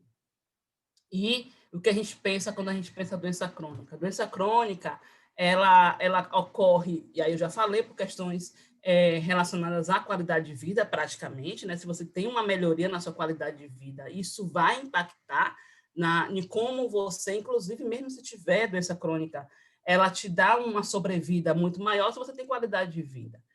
A discussão da doença crônica em relação à Covid também tem muita relação com esse cuidado com a doença. Então, a doença descompensada, né, onde você não cuida, onde a pessoa não consegue cuidar, não consegue tomar os medicamentos, ou não consegue fazer uma boa alimentação para equilibrar essa doença, né, para que a pessoa continue vivendo bem com a doença, se você consegue equilibrar. Então, a discussão é sobre a descompensação também da doença num período da pandemia. E essa descompensação, ela ocorre porque as pessoas não conseguem acessar os serviços, como o Denise trouxe, e as pessoas também ficaram ali, aí pensando bem particularmente sobre a pandemia, que as pessoas não conseguiram ficaram restritas, né, a procurar serviço para dar continuidade ao seu tratamento, porque a telemedicina não alcançou todas as pessoas, e as pessoas precisavam ir no serviço, e o serviço foi tomado pela urgência da Covid, sendo que as outras questões também são urgentes, porque as pessoas podem morrer de outras coisas, e isso é o que a gente tem preocupado a todo mundo, porque você negligenciou, houve uma negligência em relação a outros agravos, em detrimento da Covid, né, e a gente precisaria pensar em todas as questões, sobretudo porque a Covid interage com essas outras doenças que, quando descompensada, causam prejuízo, né, à morte, muitas vezes, das pessoas. Então, você precisava que essas doenças ficassem compensadas ou equilibradas, de forma a não se associar à Covid e piorar o quadro caso as pessoas fossem contaminadas pela Covid. Então, houve essa que a gente tem chamado de tirania do urgente, né? Essa tirania do urgente é onde você desloca tudo para a Covid e deixa as outras coisas que também são essenciais descobertas, né? E a preocupação agora principalmente porque as pessoas levaram esse tempo todo sem procurar serviço, tentando solucionar suas questões, né, no domicílio, em casa, e, né, com medo mesmo de sair, e descompensaram, provavelmente. Então, você vai ter um momento agora de pessoas que precisam procurar o serviço, continuar o seu cuidado, e a pandemia que não deu nenhuma trégua para a gente, até o momento. Então, você vai ter um cenário aí que não é muito favorável ao que a gente vai viver aí diante desse contexto das pessoas que têm doenças crônicas, e aí eu estou falando de pessoas que têm doenças crônicas com diagnóstico, que têm acompanhamento, pessoas que têm acompanhamento mesmo na atenção básica, e que durante esse período foi aconselhada a não procurar o serviço e tentar, ao máximo, solucionar as questões em casa. E aí eu vou tratar de novo um pouquinho aqui eu estou fazendo esse vai e volta porque eu estou pensando na apresentação de Denise e tentando dialogar com ela. Eu vou falar um pouquinho, né, pensando nessa discussão de como a gente discute as doenças crônicas, e aí parece que doenças crônicas em negros tem a ver com questão genética, né? Durante muito tempo, as pessoas queriam associar doença crônica à questão genética, né? Negros têm mais porque tem isso ou aquilo e está associado à raça biológica, né? E, na verdade, não é isso. Na verdade, a gente tem as doenças crônicas, elas estão associadas a fatores externos, sobretudo, a fatores estressores, né? Então, você viveu uma vida sobre violência, você viveu uma vida precarizada, você viveu uma vida em constante vigilância por conta do racismo. Claro que isso pode ser um fator que vai causar a doença crônica, né? Vai causar hipertensão, diabetes, vai descompensar uma pessoa que está ali vivendo sobre esse monstro, né, que não sai das nossas costas ali, e isso vai, consequentemente, adoecer as pessoas. E aí o que a gente precisa identificar é que o racismo é um processo que determina também o adoecimento crônico, né? Você viver sobre a égide do racismo ao longo da vida, isso vai levar, né? Isso pode levar a uma doença crônica. E a gente precisa pensar sobre essa ótica. A doença crônica ela é muito focada na biomedicina, né? Ela é muito focada nas questões biológicas, na biomedicina. E aí as características, os fatores, os marcadores sociais, como raça, gênero, são deslocados para a discussão como se fosse variável biológica, mas não é isso. A gente tem que pensar que se doenças crônicas têm relação com efeitos, com modificadores externos, com efeitos modificadores, né, da sociedade, da forma de viver, de adoecer, de morrer, o racismo está aí. Então, pensar no racismo como um incremento ao adoecimento crônico, né? E em relação às pessoas que às vezes sabe que tem alguma coisa, sabe que não está bem, mas que termina não indo no serviço, né? Não procurando, a barreira do racismo também protela a procura pelo serviço. As pessoas adiam, né? As pessoas se automedicam, as pessoas se cuidam em casa, tentam ali ver que chegou a idade e tal, e começam a solucionar em casa, porque não querem ir para o serviço, porque o serviço é um lugar onde empurram as pessoas, é um abismo onde empurram as pessoas para a morte, muitas vezes. Então, pensar como o racismo institucional se instala mesmo antes da pessoa procurar o serviço. Ele não só se instala quando a pessoa confirma quando chega, né, que chega lá vai ser maltratada mesmo. Isso, o racismo, né, tem feito isso. Mas ele se instala antes, na tomada de decisão das pessoas em procurar ou não o serviço. Então, essa tomada de decisão, ela tem relação com esse determinante aí, né, que é o racismo. E quando chega no serviço, se confirma, porque, em geral, as pessoas negras peregrinam mais, ou as pessoas negras têm menos diagnóstico, né? Os diagnósticos são mais precarizados, são diagnósticos, né, de forma muito desqualificada, né? O cuidado, o processo de cuidado, diagnóstico, tratamento e o seu processo dentro do serviço de saúde é muito desqualificado, muito precarizado mesmo, essa acho que é a palavra. No cuidado. Então, a gente sabe que isso acontece. E aí, tudo isso vai juntando e vai criando um negócio muito maior, que a gente precisa olhar toda essa dimensão complexa, que é como o racismo se manifesta de diversas formas. A gente sabe que quando a gente olha para o serviço e pensa racismo institucional, a gente tem outras coisas que o racismo causou. A pessoa que não foi no serviço, o racismo também tem culpa. As pessoas que desenvolveram a doença, o racismo também tem culpa. Então, como é que a gente pensa nesse fenômeno, né, que é o racismo, e como ele vai adoecendo as pessoas de diversas formas, e como ele vai adoecendo, não vai impactando as pessoas de diversas formas, e, consequentemente, vai adoecendo as pessoas, né? Então, é pensar como a gente vai dialogar sobre isso, sobretudo agora nesse contexto da pandemia.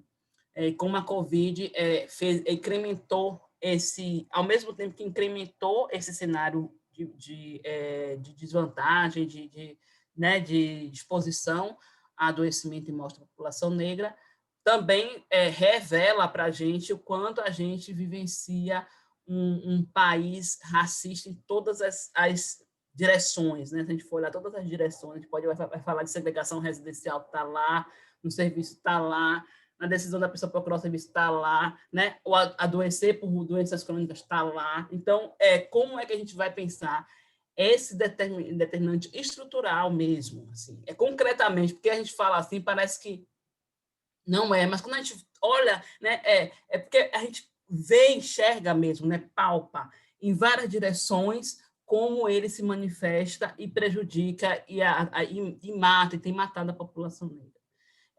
Eu estava falando logo no início, mas algumas pessoas ouviram, porque a gente estava conversando, eu e Denise, conversando da nossa apresentação, e eu falando sobre epidemia, falando sobre o que a gente ia tratar, e eu fui entrevistada para a revista da Fiocruz, eu não lembro qual é agora, e a entrevistadora me questionando, né, porque no Vigitel, que a Denise trouxe isso, no Vigitel não aparece essa diferença entre negros e brancos, né?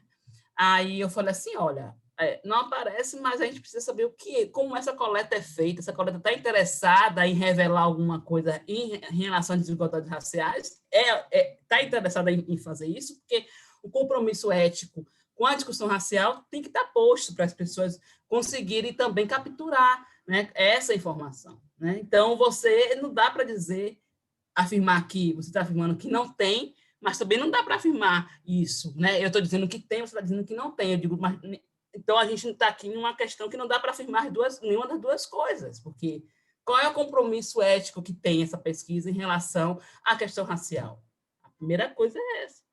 Aí ela vai e fala assim, mas no DataSUS, quando a gente olha, não há diferença de como é que você olha, né? Porque as doenças crônicas, a gente tem que olhar, porque as pessoas morrem, né? Brancos não são eternos, gente. Vão morrer. Em geral, morrem de doenças crônicas, porque doença crônica está associada à velhice, né? Mas como é que você a sobrevida em relação a essas doenças é a grande questão, né?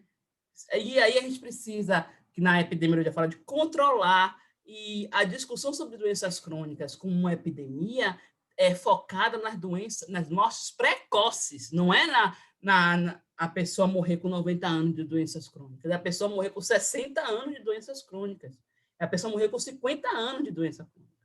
Então, é pensar nesse grupo etário da morte precoce, como isso acontece diferente entre os grupos raciais. É nisso que a gente está olhando. Porque se a gente for olhar de forma aleatória, é claro que vai estar lá, talvez não apareça diferença, porque realmente, né, todo mundo morre. E aí, de alguma coisa, né? Então, vai ter lá um diagnóstico, em geral, está relacionado a diversas doenças crônicas, que a gente tem muitas doenças crônicas, e que vai impactar quando a gente observa sem se preocupar com isso que eu estou trazendo. Sem se preocupar, e sabe que os negros morrem mais precocemente porque os negros estão em situação de desvantagem na sociedade pelas diversas formas como o racismo se manifesta. Então, vamos olhar nesse sentido. Vamos olhar nessa direção para ver se, de fato, isso acontece também em relação à taxa de mortalidade por doenças crônicas. A gente precisa pensar um pouco nessa direção. E a Covid tem aí, de novo, nos permitido olhar essa questão. Eu não acho que eu não vou me alongar mais, porque eu considero que Denise mesmo, sério, falando muito sério sobre isso, Denise trouxe a dimensão do que a gente queria, até mesmo a discussão da cidemia, é isso mesmo que Denise traz, do que a gente pensar que cidemia tem uma cidemia, a pandemia vista como cidemia, porque a cidemia vai mostrar, que a doença tem outras doenças pré-existentes, desigualdades pré-existentes instalada, e aí vem uma doença, que interage com essa questão já instalada, Então, ela vai atingir, claro, de forma diferenciada, esses grupos, porque a pandemia, a gente pensa, pandemia, todo mundo está vulnerável à pandemia, mas a morte pela Covid não é de forma igual. E por isso que a discussão da cidemia se faz necessária, porque ela vai dizer isso, A pandemia ela tem esse tamanho, tem essa força, e tem ela é aguda, Ela é aguda mesmo, porque ela vai encontrar um terreno favorável para interagir. Esse terreno favorável está associado a desigualdades pré-existentes e as doenças que também estão relacionadas às desigualdades pré-existentes, que são as doenças crônicas. As doenças crônicas têm relação também com desigualdades pré-existentes. É claro que, se a gente for pensar, a alimentação não saudável, é uma questão para todo mundo, a gente pode pensar sobre isso, mas quando a pessoa que tem dinheiro vê que precisa melhorar a alimentação, ela muda e acabou a história. Pronto, mudei minha alimentação. Preciso melhorar minha saúde, mudei minha alimentação. Eu comia ali o tempo todo fast food, mas agora eu preciso mudar. Então, agora eu virei vegana. Acabou. Resolvi meu problema. E isso não é uma decisão que está à disposição da população negra, de periferia, de menor renda. Então, são questões que a gente precisa pensar. E é isso que a cidemia trata, disso que a cidemia vai trazer quando ela apresenta isso para a gente, as questões pré-existentes, onde uma pandemia se instala e ali ela leva adoecimento e morte de determinado grupo. Ficou nítido para a gente que há um grupo que morre em relação a isso.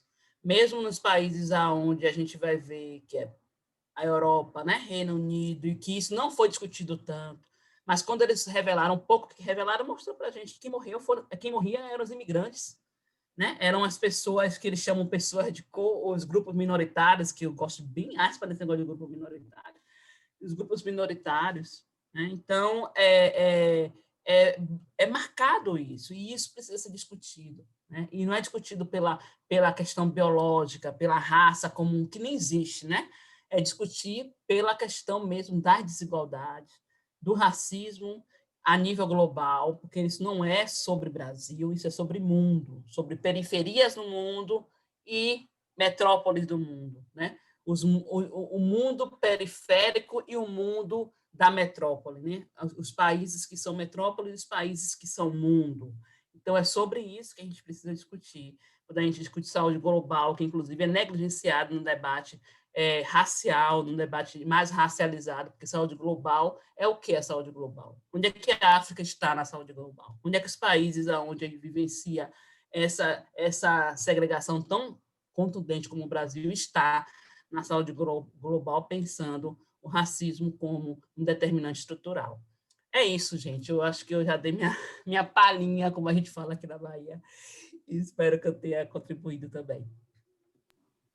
Nossa, maravilhosas falas de vocês aqui, tá borbulhando, né, toda essa informação e como que ela vai nos tocando também, assim, né. Eu vou usar desse lugar de mediação e vou fazer a primeira pergunta, que vai muito ao encontro do que vocês trouxeram, da questão de como essa negligência, esse projeto político genocida, ele vai incidindo tanto no pré, não é nem no pré-Covid, mas no início do Covid, quando a gente está falando das testagens, né, quando que a população negra consegue acessar menos os testes, no período do pico da pandemia, onde a gente vai vendo que a população negra, a população pobre está morrendo mais, e eu fico pensando de como que esse projeto genocida, ele também vai incidir no plano de vacinação, porque já tem um desmonte colocado desse desgoverno, desse governo genocida que está aí, que já está desmontando o SUS há algum tempo, e aí eu fico pensando, né, que o plano de vacinação do Brasil, ele ainda é bem frágil em relação à demanda e à complexidade do nosso país. Eu queria ver com vocês como que vocês acham que vai acontecer e como que esse plano de vacinação ele pode fortalecer, inclusive, essa negligência, pensando na população que está mais fragilizada, né, no processo tanto das doenças crônicas, no processo de quem está morrendo mais, de quem não está conseguindo acessar os serviços de saúde, né, pensando nessa a precarização da vida mesmo, no sentido do racismo estrutural e institucional, que vão fragilizando a nossa existência, e por tudo que vocês colocaram, e também dificultando e muitas vezes impossibilitando que a gente consiga acessar os espaços de cuidado. Eu pensei em fazer blocos de 3, então eu vou fazer a minha e vou ler uma colocação, uma pergunta que está aqui, aí a gente pode ir respondendo, pode ser? Pode ser? Então, deixa eu só ver. A Elizabeth Gonçalves dos Santos, ela pergunta, olá, boa noite. Gostaria de perguntar a vocês quais perspectivas de ações, práticas de cuidado são possíveis de serem construídas para a população negra e pobre no Brasil no enfrentamento ao Covid-19. Em especial, pergunto, pois em Cuiabá observo as discussões e práticas bem incipientes.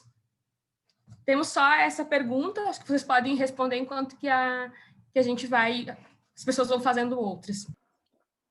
Bem, Marlete, assim, eu acho que você colocou bem, né? A ausência de um plano de vacinação, ela não é não intencional. E eu vou te dizer mais, eu não acredito que não existe um plano. Eu acho que tem um plano, ele está só guardado para ser executado no momento que for conveniente para esse governo, porque nesse sentido, quanto menos discussão sobre o que eles estão planejando de fato houver, melhor. Né? Então, a gente está acostumado com um governo que chega em cima da hora, lança uma bomba, geralmente ele já perversamente coloca alguma coisa muito bizonha, muito bizarra para chamar a atenção. Na hora que existe a manifestação, aí 24 horas depois, 48 horas depois, eles voltam atrás naquele ponto que foi mais polêmico e passam aquilo que parecia não ser tão polêmico, mas que de fato era o que eles queriam intencionalmente colocar. Então, por exemplo, frente aos outros países, né, onde a gente tem visto que vai ser priorizado idosos que estão em situação de vulnerabilidade, em casas de repouso. O Brasil, a realidade é não ter uma política pública para os idosos.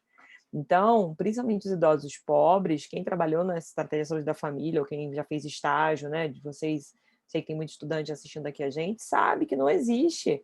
Então, esses idosos, eles dependem quase que exclusivamente, se houver naquela região, de uma visita de uma agente comunitária de saúde, para ele existir, para ele passar a ter um cadastro, para ele ser alguém que seja reconhecido como alguém que o sistema de saúde precisa ir até lá.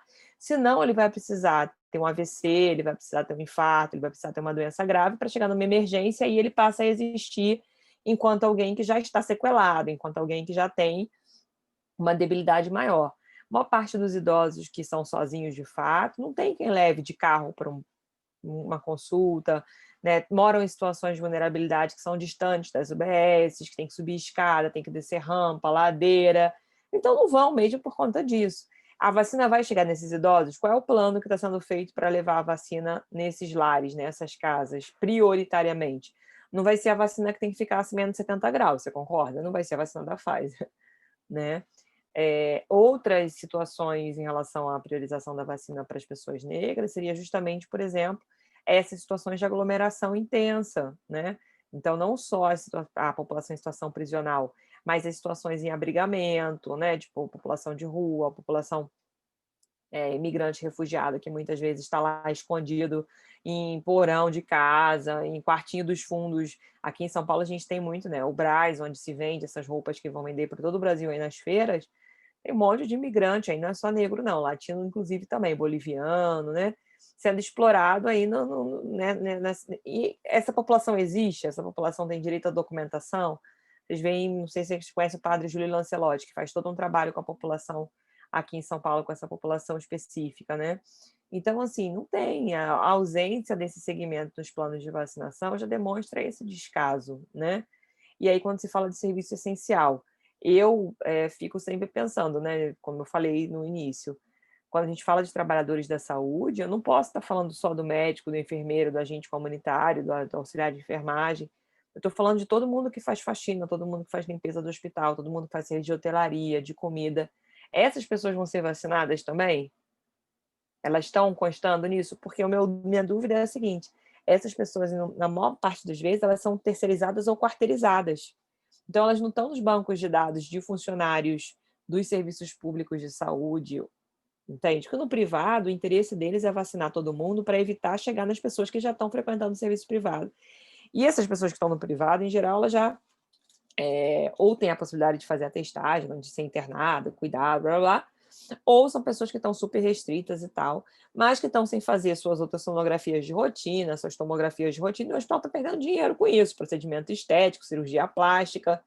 Então, a vacina para eles também é uma forma de recuperar uma renda que foi perdida durante a pandemia, pelo medo que essas pessoas têm de fazer.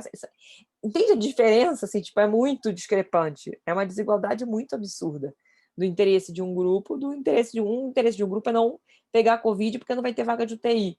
O outro interesse do grupo é não pegar Covid para poder fazer cirurgia plástica, sabe? São coisas... É um abismo muito grande, então... Vou deixar a outra para a Manuela responder, que aí a gente vai trocando figurinha, né? Acho que fica mais dinâmico.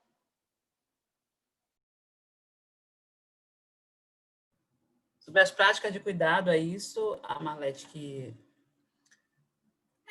olha, do ponto de vista das pessoas, das comunidades, as práticas, se for pensar as práticas tradicionais que tem ao longo do tempo, né, tem assegurado a saúde da população negra também, né, a gente pensar que os cuidados com as mais velhas, com as, né, bezedeiras, rezadeiras, curandeiras, né, parteiras, são meios de cuidado que que segue, né, junto com o que a população negra tem de direito, que é acessar os serviços de saúde, né? Não é que a gente quer, a gente tem a prática integrativa, a prática, né, o cuidado tradicional, mas a gente também precisa e tem direito, sobretudo, do cuidado, o cuidado do Sistema Único de Saúde, né? Do cuidado que o Sistema Único de Saúde fornece. E aí, se a gente for pensar nesse sentido, a gente tem uma política, né? A Política Nacional de Saúde Integral da População Negra. E eu sempre falo que se a política tivesse, de fato, implementada nos estados, nos municípios, né, a nível federal, todas as esferas, a gente teria um cenário diferente nesse momento da pandemia. né? Se a política tivesse sendo colocada aí à disposição, inclusive de mitigar a pandemia, né, para essa população, a gente teria um cenário distinto. Desde em relação à coleta do quesito cor, que para a gente foi uma questão importante para olhar o perfil epidemiológico das pessoas no país, né, para ver se isso tinha uma desigualdade, né, para isso também que serve a olhar esse perfil, para planejar, né, se os negros estão morrendo mais, a gente precisa planejar ações para a população negra, né? Se a política nacional tivesse sendo uma questão estrutural, o plano de vacina estaria estruturado a partir disso. Então, quilombola estaria lá, não precisaria de uma nota da Abrasco para inserir os quilombolas no plano da vacina como um grupo prioritário. A população em situação de prisão, a população em situação de rua, tudo isso teria que estar, porque o plano, a política nacional, reconhece esses lugares, que são lugares onde existe, sobretudo, porque existe, em maioria, a população negra. Esses lugares só existem porque existe a população negra, né? Não, se caso contrário, seria diferente, né? Seria uma outra coisa, não seria isso que a gente vivencia, de superlotação de prisão, da forma que da rua, da forma que as pessoas, da forma que as pessoas estão nas ruas. E então, se a gente tivesse uma política implementada, e pode ser pensada nos estados. Os estados têm autonomia para pensar sobre isso, né? Os estados podem colocar nos seus planos essas populações pensando a partir da política. Mas qual é o estado que está pensando sobre isso, né? Quais são os municípios que estão pensando sobre isso? Os municípios que agora vão ter novos prefeitos e que se dizem comprometidos com a política antirracista e que se dizem, né, preocupados com a equidade com o SUS. Vai colocar a política da população, né, como um centro do enfrentamento à Covid e do centro do plano de vacina nos seus estados e municípios? Porque é isso que a gente precisa. Se a política estivesse no centro, a gente teria um plano de excelência, no sentido de atingir todas as pessoas, porque somos a maioria. Então, pensar um pouco nesse sentido. Eu acho que eu respondi, não sei se eu respondi ou se eu provoquei mais, mas acho que é isso. Sim. Tem a Rosane, ela deu boa noite. Ela disse que mora em Barra do Piraí e, em relação ao Covid-19, o prefeito está em processo de compra de vacina e elaboração de um plano para vacinação. E aí eu até coloco um adendo, né, de como que a gente pode refletir em relação a essa autonomia num processo micropolítico até, das prefeituras fazerem um plano, já que não existe a nível federal, ao mesmo tempo, esses planos podem ficar específicos para cada, que é interessante, né, para cada município, porém, vai muito também da forma que aquele prefeito vê saúde, né, que isso também é algo, dependendo do lado, meio preocupante. Tem também, a Rosane falou, de um modo geral, acredito que a falha no processo de um modo geral, pois deveria ser criada a partir do governo federal, mas, enfim, não há plano. São as desigualdades sociais. O Gil Colares, ele pergunta, o encontro da pandemia com o atual desgoverno é um azarão ainda maior para a população negra, ou vocês acham que vínhamos avançando e talvez as coisas fossem por um viés diferenciado se estivéssemos num outro momento político? As atuais escolhas políticas do Brasil demonstram a apoteose da cultura branca colonialista que vinha sendo sufocada e agora se vê em chão também frente ao caos pandêmico? A Rosane fala, e infelizmente moro em Barra do Piraí, trabalho em 2 outras cidades do sul fluminense do Rio de Janeiro e nenhuma dessas cidades tem uma política de saúde para a população negra.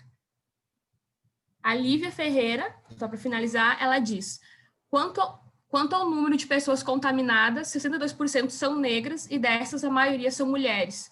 Qual a probabilidade de retirar as mulheres dessa zona de contaminação? Desde quando não vejo esforços para... Está subindo. Desde quando não vejo esforço para as áreas das favelas em combate ao enfrentamento da Covid-19? Boa noite. Eu vou só ler 2 comentários, porque... tá bom. Boa noite, meu nome é Silvana de Amorim, sou gerente de políticas públicas de saúde da pessoa negra da Secretaria de Saúde do Estado de Roraima. Boa noite, Silvana. A Eleonora, ela traz que acredito que nas instituições socioeducativas poderia ter um olhar mais atento para os jovens negros que cumprem a medida socioeducativa, principalmente em relação às questões de saúde. É isso. Tá, eu vou falar da pergunta que foi feita sobre o azarão, né? Eu não acho que nada é azar ou sorte, eu acho que tudo é projeto político, né? Quem está no poder, quem está na hegemonia há 400 anos nesse país, 500 anos nesse país, não vai querer deixar de estar, né? E eu acho que o que a gente vivenciou no início dos anos 2000 foi gradativamente, né, com muita luta do movimento negro desde a década de 60, da década de 70, a possibilidade de, com a Constituição, depois na década de 90, com a implementação dos quesitos mais específicos, né, dentro do IBGE, para categorizar a população brasileira em raça, cor, consegui depois de anos, né, numa série histórica aí, na década de 90, demonstrar que existia realmente esse abismo, essa desigualdade, essas iniquidades raciais, que antes eram muito observadas, a gente tinha clareza que existiam, né? Os que vieram antes de nós, antes até de mim, de Manu aqui, trabalharam muito para isso, né? Então a gente tem aí militantes históricos não só na saúde, mas no movimento negro em geral, que mostraram, que lutaram para que a gente conseguisse ter esses dados e que chegasse no início dos anos 2000 mostrando claramente que existiam dois países no Brasil, existia o país branco, existia o país negro.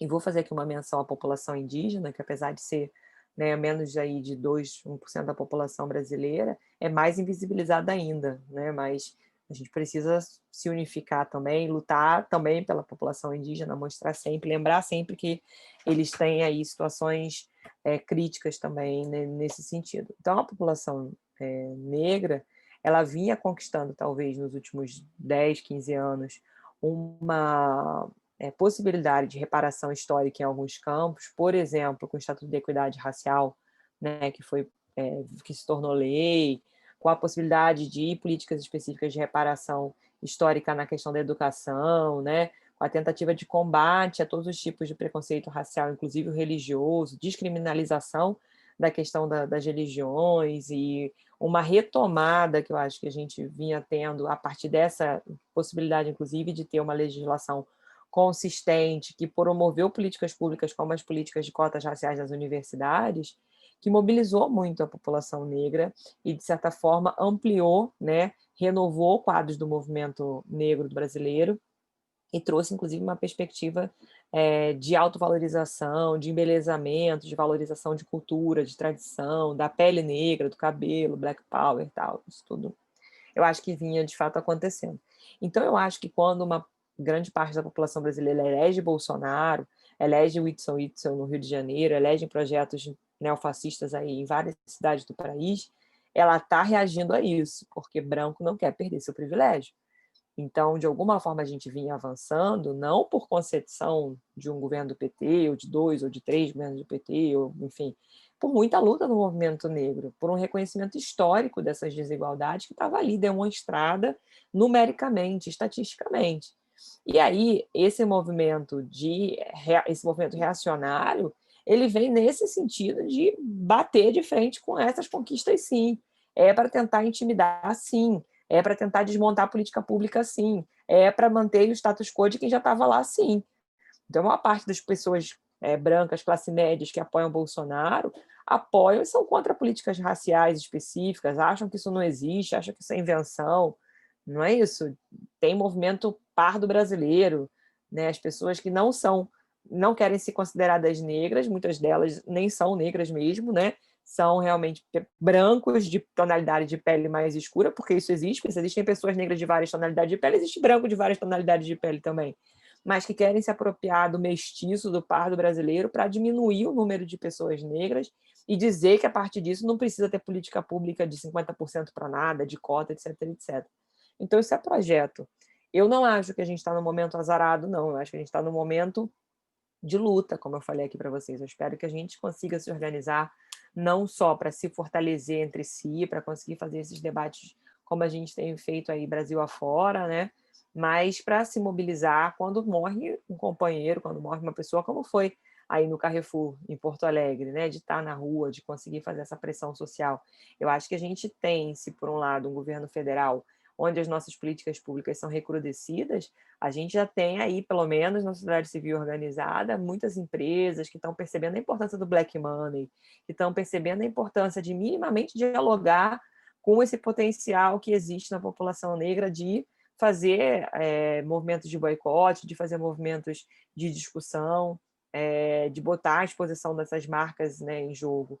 É pouco frente aos 500 anos aí que a gente passou excluído nesse país. Mas a gente tem que avançar e se a oportunidade que está dada é avançar esse tanto hoje, vamos continuar fazendo. Né? Eu sou nova, eu tenho 40 anos de idade, vou fazer 40 anos em janeiro. Eu não vivi na minha vida metade do que as pessoas que estão ainda mais à frente do movimento negro, uma Conceição Evaristo, uma Jurema Werneck, uma Sueli Carneiro, militaram. Né? Então, tem que dar minha parcela de contribuição e convoco a todos vocês que estão aqui também a isso. E acho que talvez uma novidade nesse movimento seja esse momento que a gente tem de colocar o dedinho na cara das pessoas brancas e falar, vem você para a luta também. Você é branco, está se dizendo aliado, então vem fazer sua parte como branquitude também.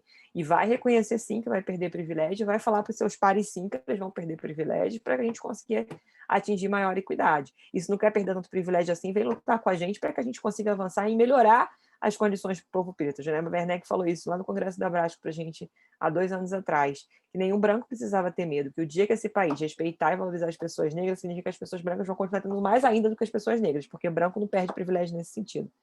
Né? Então, acho que é uma lição aí para a gente. Eu, apesar de todas as dificuldades, acho que esse ano foi o ano que eu mais ouvi na imprensa falar de saúde da população negra, foi o ano que a gente mais conseguiu colocar nossa cara, que a gente mais conseguiu pautar. A gente vai colher muitos resultados, muitos frutos disso. Acho que a gente tem aí, né, vários seminários acontecendo, eu fui convidada para muitos eventos. Eu sempre falo, se é uma pessoa negra que me chama para falar, eu vou me sacrificar, mas eu vou, né, Manu? E o quanto a gente viu isso acontecer. Então, eu tenho muita esperança, né, na geração de vocês, eu tenho muita esperança em quantos profissionais maravilhosos que vão estar se formando com essa cabeça, coisas que eu não tive há 10, 12 anos na minha formação lá atrás, na faculdade, vocês estão tendo. Então, acho que essa oportunidade foi esse ano que deu para a gente. Né? Não vou dizer que a pandemia teve um lado bom, porque não tem lado bom. 180 mil pessoas morrerem não é nada bom. Né? 500 mil pessoas internadas em UTI não é nada bom. Mas a gente tem que aproveitar e olhar as oportunidades que a vida nos dá. Né? E essa foi uma oportunidade que a gente está tendo e acho que a gente está militando bravamente dentro dessa oportunidade.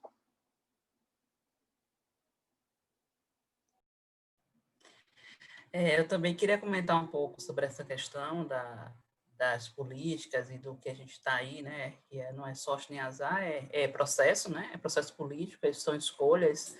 Tem uma hora que você pensa que é ignorância, tem uma outra hora que a gente sabe que é escolha política. Tem momentos que a gente diz assim, aquela pessoa não sabia, e aí a gente bota na conta da ignorância, e tem um momento que a gente diz, não, essas são escolhas, e as pessoas fazem escolhas em tratar de determinadas coisas e não tratar de determinadas coisas. Eu acho que a gente, no Brasil, avançou sim, né? A Denise traz isso, mas eu também faço uma crítica do processo lento e da estagnação da agenda racial em determinado momento no país, mesmo em um governo em um governo progressista, onde a gente tinha espaço de diálogo, vamos dizer assim. E que a gente chegou em um momento em que isso parece que a gente estava tendo o tempo todo que correr para que as coisas não fossem perdidas. A diferença é que a gente conseguia correr e dialogar. E, claro, há muita diferença. Não estou comparando, mas eu estou dizendo que para a gente nunca foi fácil. No final, é isso que eu quero dizer. Porque a gente precisa o tempo todo. Então, se a gente não está ali acordado, em alerta, né? Como diz Silvio Bertos, que é um intelectual de Salvador, da Steve Biko, citando um intelectual africano, que eu não lembro o nome agora, que ele dizia o seguinte, toda palestra que ele falava, ele encerrava e falava assim, se nós deitarmos, estaremos mortos. Que é isso, né? Se a gente não ficar em alerta, tudo sai. No apagar das luzes, as pautas são retiradas, as agendas são retiradas, são modificadas, e a gente não tem, e perde, se perde. E essa é uma questão que a gente vai precisar dialogar com os nossos, aí, nesse diálogo com Denise, com os nossos parceiros, né, com os nossos supostos aliados na luta antirracista. Até que ponto isso existe dentro desses partidos que diz que são aliados da luta negra, né? Quando a gente vê que assume quem são, quantos somos dentro desses lugares, né? A gente vai ver agora nos municípios que são, né, de prefeituras dos supostos aliados, como é que essa questão racial vai se organizar dentro das prefeituras, né? Porque a gente vivenciou isso no governo de Lula, com o avanço, porque a gente não tinha nada, a gente saiu do zero, então tudo que aconteceu foi, de fato, né, respondendo à ausência que a gente tinha, a gente estava no menos zero, né, e tudo que aconteceu ali, claro que ali pouco já era muito em uma população que é mais da metade da população brasileira, né, em um contingente que é mais da metade. Isso, claro, que vai impactar, e é importante, e concordo, mas eu enxergo e vejo mesmo os processos de retrocesso dentro da própria agenda da esquerda, né? Como uma pessoa que acompanha a política, eu posso falar isso, né? Como já fui gestora estadual e tudo, posso falar que houve, sim, retrocesso, da gente tirar a agenda da saúde da população negra e colocar na agenda de equidade, isso, né? Da gente ter isso no governo federal, e que colocar como se é uma agenda transversal, não é uma agenda que fica de uma salinha ali. Não é isso que a gente nunca lutou por isso. Então, pensar como isso precisa ser revisitado no novos cenários que virão, né? Ninguém é eterno num lugar e essa criatura não é eterna nesse lugar onde ela está. Então, nos cenários que virão, onde é que a gente vai, aonde a população negra se localiza nesses cenários que virão com nossos supostos aliados, dentro da política, dentro dos governos, onde é que a gente, população negra, negros e negras, e a nossa agenda antirracista, nossa luta contra o racismo, a nossa luta contra o genocídio, onde é que isso entra nessas agendas políticas? É isso que a gente tem que perguntar. O que a gente está vivendo agora é isso, não tem jeito. O cara está anunciando lá, ele já é nosso inimigo, está dito, acabou. Mas como é que a gente vai construir uma agenda para frente, aonde a política que é tão bem elaborada, não tem política mais bem elaborada, eu falo mesmo, não tem política mais bem elaborada do que a nossa Política Nacional de Saúde integrada à população negra, com todas nos seus planos, como é que o município, como é que o Estado, como é que o governo federal tem que implementar a política. Como é que a gente vai pegar isso e vai colocar de fato na realidade concreta das pessoas, e isso vai mudar a vida das pessoas? É isso que eu quero saber, porque o que está dado, está dado. Esse é o governo que a gente tem que ir aí correr, lutar contra, né? Não dormir, ficar o tempo todo aqui fazendo essa vigília que a gente tem feito, sobretudo nesse momento de pandemia. Mas e depois? Como é que esse diálogo acontece? E nós estamos aonde? É isso que mais me interessa. O que me interessa é isso. Eu estou aqui olhando, né? E quero saber como é que aonde é que a gente se localiza nesse processo depois, né? E é isso, eu fiquei pensando nessas questões para a gente discutir, porque é preciso pensar nisso. Eu concordo também com a Denise quando ela fala, claro, que não é lado bom, mas oportunidade. A gente tem uma oportunidade esse ano de discutir racismo, de discutir população negra, sabe? A população negra como nunca houve em outro momento, né? Nunca houve outro momento, a gente nunca teve nenhum momento. Nem na discussão da Zika vírus, que também já apontava algumas coisas para a gente não encontrou esse espaço que a gente tem em relação à pandemia. O que a gente vai fazer com esse legado? Nem tuberculose, nem todas as doenças que nos afetam mais. Exatamente. E o que a gente faz com esse legado? E esse legado, porque se virou um legado para a gente, isso aqui é um legado, esse ano é um legado. O que a gente faz com esse legado, aonde se revela que os negros morrem mais de doenças preveníveis, como as doenças crônicas, de doenças não preveníveis, de Covid, de tudo isso, e o genocídio, tudo ganhou força no sentido da denúncia neste momento e virou um legado para a gente lutar. Isso aqui é um legado, 2020 é um legado para a gente levar e fazer as nossas disputas nos espaços centrais em relação à vida da população negra nesse país. Então, a gente vai precisar pensar 2020 como um legado, né? Como um legado da nossa agenda de saúde da população negra. né? Não foi lado bom, é simplesmente um espaço que é do óbvio, né, que os negros iam morrer mais, e que a gente transformou isso em uma resistência, em uma história. A gente, né, nós militantes aqui, fizemos disso uma outra coisa. E aí isso virou um legado. E como é que a gente faz com isso daqui para frente, a partir de 2021? É isso que eu também me interessa também saber de nós, das futuras e futuros pesquisadores, profissionais, com esse legado. Agora não dá mais para esconder e dizer assim, onde foi que você viu isso? Não é não, é sim, o legado de 2020 diz que é. Então, como é que a gente vai discutir a partir de agora? É isso que me interessa também. Perfeitas colocações. Inclusive, até a perspectiva de quando o Covid acabar, qual que é o debate que a gente vai ter? Será que a gente vai conseguir descortinar, né, todas as questões que vão precarizando a nossa vida e começar a olhar, enquanto sociedade, começar a olhar que é o racismo que nos mata, é o racismo que fundamenta e que baseia todas as outras precarizações, né? Porque senão fica naquele discurso lá do começo do Covid, de que o Covid era democrático, né? Que ele não atingia as pessoas a partir dos seus lugares, né? Então, acho que é um ponto importante também. A Eleonora, ela concorda com a Denise, ela vai colocando que quem votou nesse projeto do governo sabia o que estava fazendo, né? O que está em jogo é maldade mesmo. A Silvana, ela diz que ela é gerente da Política Nacional de da Saúde da População Negra, na Secretaria de Saúde do Estado de Roraima, na atenção básica. Estou lutando aqui para fortalecer a política. O Kleber, ele pergunta quais caminhos acadêmicos e de militância devemos percorrer para enfrentar a invisibilidade do cuidado com o corpo preto. E a Lívia, ela fala que Durban foi e é muito importante para nós, a população negra. A punição e a luta contra o racismo, o Brasil reconhecido como país racista. Será que teremos o tempo todo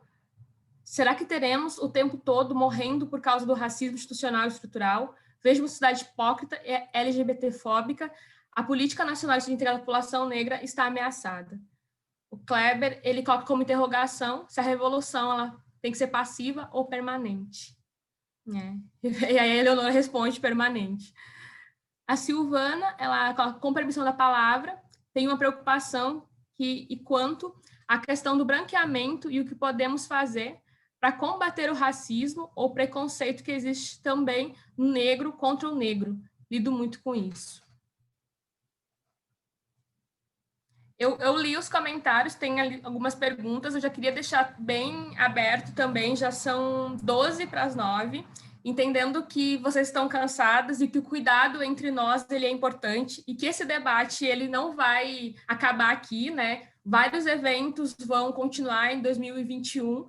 Eu queria deixar bem tranquilo também, se vocês quiserem ir respondendo e já dando a contribuição final de vocês, para que vocês possam acabar o dia, descansar, que o cuidado entre nós ele é importante e ele é revolucionário, né? Então, se a gente não se cuidar, a branquitude, esse desgoverno aqui não vai, né? Então, eu queria também deixar bem aberto, bem tranquilo para vocês, assim, como uma forma da gente cuidando da gente, né?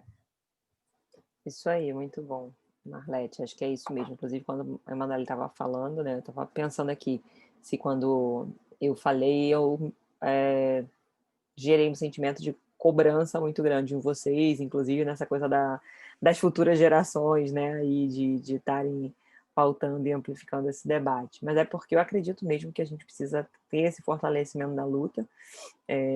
Eu segui esses passos, mas acho que a geração de vocês também traz esse comprometimento, inclusive com autocuidado e até mesmo com a interseccionalidade de um outro jeito, né? Eu acho que a gente aprende muito com vocês também, ouvindo as perguntas, a gente não tem resposta para tudo.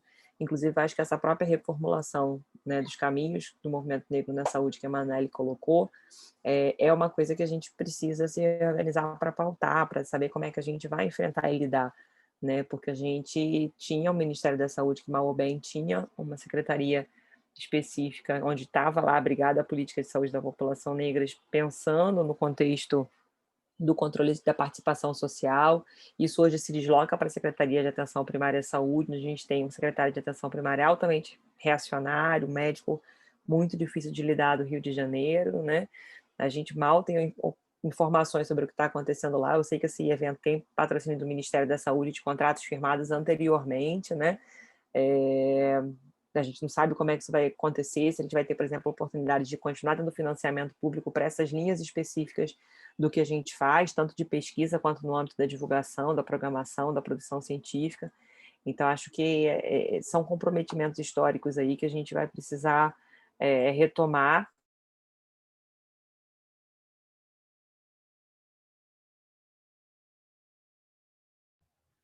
Ah, ela caiu, não foi? Marlete, ela caiu, não foi? Acredito que ela tenha caído. Se tu quiser continuar, e aí quando ela voltar, ela retoma a palavra, é uma possibilidade. Tá, Qual foi a pergunta? Desculpa, é cansaço mesmo. Desculpa, Marlete. Que quando ela fala, eu pego no gancho dela e voa. Como ela saiu, eu terminei. Não anoto. O Kleber perguntou quais os caminhos acadêmicos e de militância devemos percorrer para enfrentar a invisibilidade do cuidado com o corpo preto. Então, é isso. É o que a gente está fazendo aqui, né? Eu acho que esse processo daqui já é um processo de caminho, né? De militância mesmo, de caminho. A Denise estava falando sobre essa cobrança, mas eu acho que é isso, né? A gente não tem muita alternativa, né? A nossa luta tem a ver com nossa sobrevivência também. Em algum momento a gente vai sentir necessidade de estar na luta, né? De estar na sobrevivência mais direta, pensando na resistência mesmo e na luta. Eu acho que o que a gente tem feito aqui, e aí assim aqui e nos diversos espaços, são caminhos, né? Essa oportunidade que ela também falou sobre essa oportunidade da gente conseguir dialogar com pessoas que estão se formando é uma oportunidade sem igual, assim, é tudo que eu, particularmente, assim, eu sempre falei sobre isso, é uma coisa muito minha mesmo, que eu achava que a gente deveria, nosso principal objetivo deveria ser as pessoas em processo de formação.